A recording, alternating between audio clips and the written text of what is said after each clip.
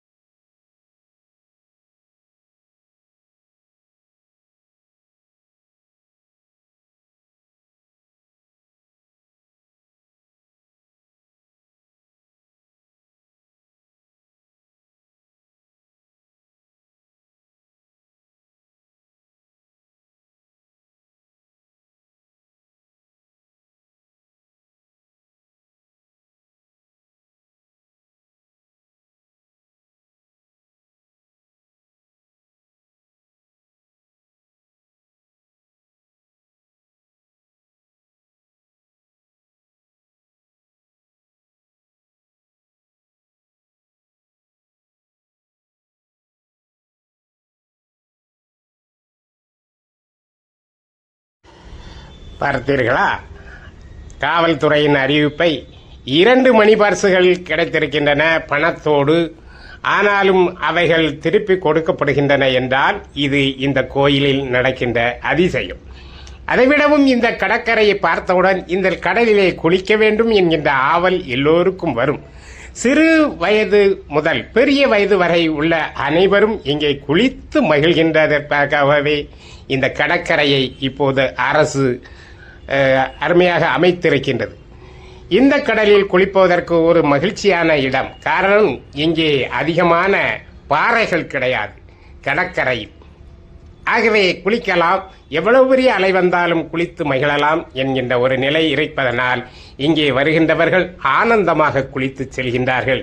நாமும் குளித்தோம், நாமும் சுயம்புலிங்க சுவாமியை தரிசித்தோம்.